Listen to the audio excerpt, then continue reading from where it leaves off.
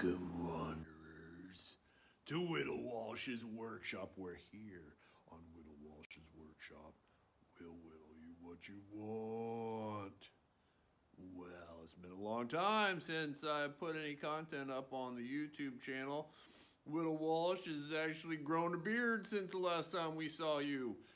And guess what? It's wintertime.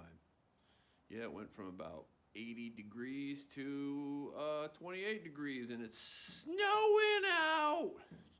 So Whittle Walsh's goal of getting the bus closed up before winter, I didn't quite make it, but I'm close. So let me give you a rundown of what we've done here on the bus since the last time we checked in. I'm inside the bus right now. Let me see if I can turn this thing around. Okay, so all we have left to do for the transition is this piece right here. Dun, dun, dun. Now originally I know I told you all that I was thinking about cutting it back up around here and sloping it down. But after doing a little more research and contacting the schoolie guru, who I consider the schoolie guru these days, I've been following this guy called, his name is Chuck Cassidy. If you're doing a schoolie, definitely check him out. The guy is the real deal, and he's very informative. He's given me a lot of good information, and he has these live chats. And I was able to ask a few questions, and he answered them for me. The first question I asked was, should I take this thing off right here so that I could get insulation all the way to the floor? But after watching some videos on how these buses are made, I thought that thing might be structural. So I asked him, and he said, that thing is definitely structural. Do not take it off. So there you go, I'm gonna leave that on. But yeah, so here we are. I've got all of these in. We got this transition done. As you can see, it looks a lot better from the inside than it does from the outside, I'll tell you that. And there it is all the way around. I got about a bazillion rivets. I don't know if you can see all those rivets in there, but yeah, see, I got all those rivets in there too.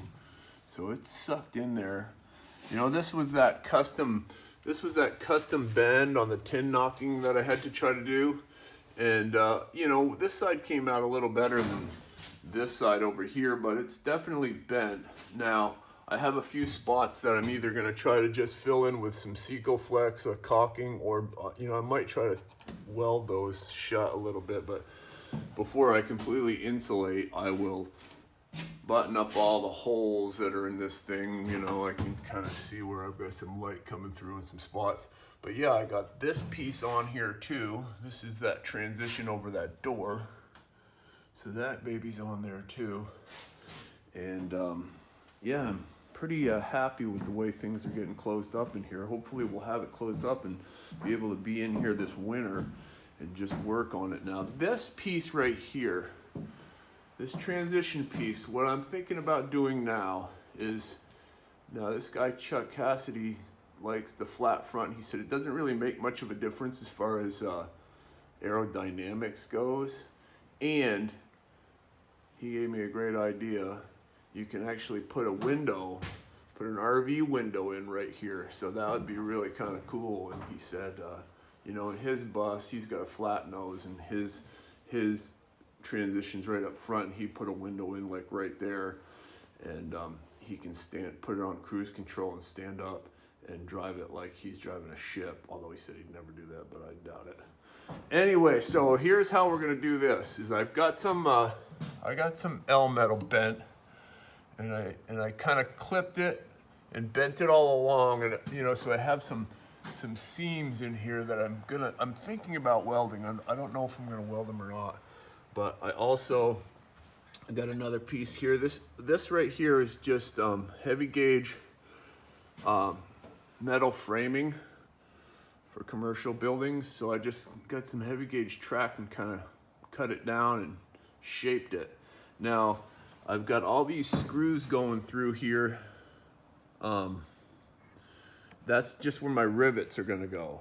But I screwed it up, and so what I think I'll do is I'll take it out, drill, rivet, take it out, work my way around. So I'll rivet that all in.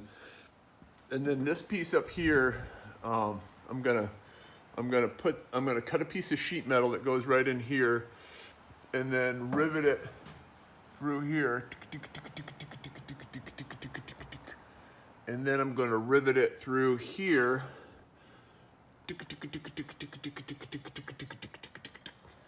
And I think I'm just gonna seal this joint here. This could be a leak problem, but we'll see. I'm gonna seal the crap out of this with Sikoflex. In the upper part here, where this meets up here, I'm gonna rip a little piece of steel that goes over the top of this, that kind of hangs by like a little bit of a overhang, maybe like a 1/2 inch or a 1/4 inch, just to kind of give it a drip edge.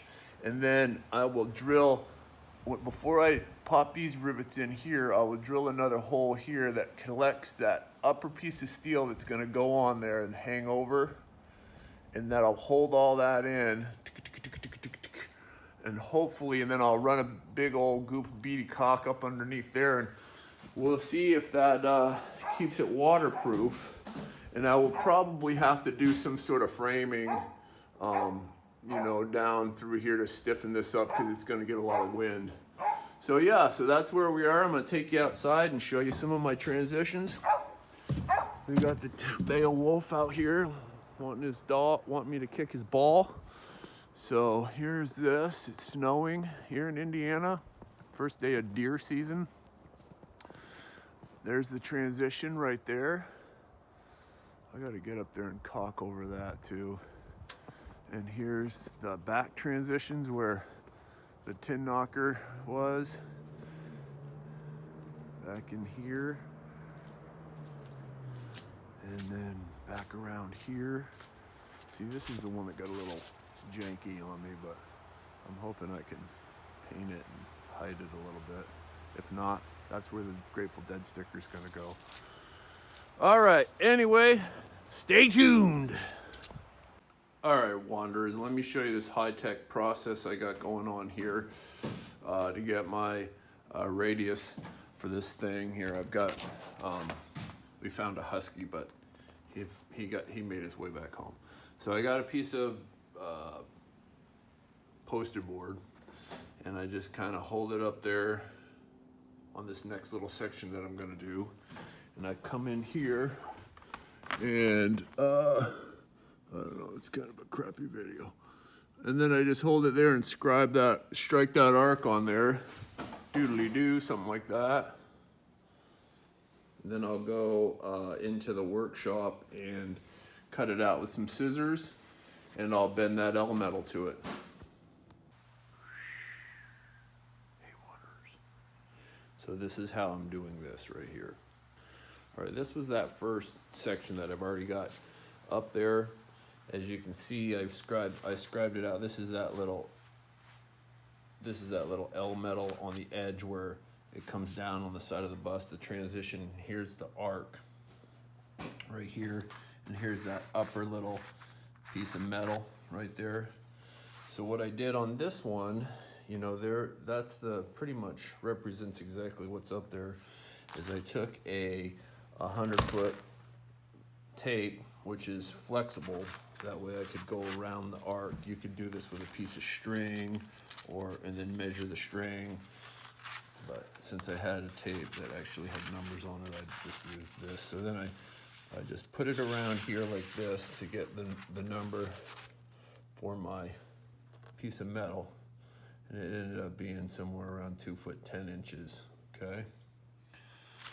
So then I took this stuff right here. This is that shiny 90 they call it, or whatever. It's not quite 18 gauge. It might be 18 gauge. I'm not quite sure, but I feel like with the rivets and the other piece of sheet metal that's going on, that this will hopefully be strong enough, but we'll see. If not, I'll just keep adding crap to it until it gets stronger. So then I'll measure out. I measured out the 2 foot 10.5, and I cut it with my snips, and then I stuck it on the edge of this. I stuck it on the edge of this right here and let it run out wild, and I just started. I had it kind of this way. It's hard to do with one hand. Let me move this around. Sorry about that. Wiggly video. So anyway, I had it like this basically, and then I just snipped it, bent it a little bit, moved up a little, snipped it, bent it a little until I got that arc all the way around. And then I'm thinking about welding everywhere I snipped here, just putting a little tack weld on there. So let me try to give you an example of what I was talking about here. I know sometimes it's not quite as clear as when you're explaining it. You can look at it. So this arc right here isn't really all that extreme. This is that top one we just did out there. So I cut my piece of angle, okay? Now it's straight. So what I'll do is I put it right on here, and where the bottom of that edge right there, where I'm clicking it with my finger, starts running off, like as you see right there. So it's running off right there. So that's where you want to put your cut. You cut there, and then you bend it, and you cut. You know, it started running off there first, and I started bending it around. So then you kind of work your way around, and the more extreme the angle, like that one, the more cuts you're gonna have to put in it. But that's kind of one way to fabricate that right there. So I'll just keep, you know, as this thing goes, let me move this on here. So as this thing comes around here, you can see it starts to kind of shoot off there. So I'll put another cut right there with my tin snips and bend it. And then I'll probably have to put another cut there, and hopefully I'll establish that arc.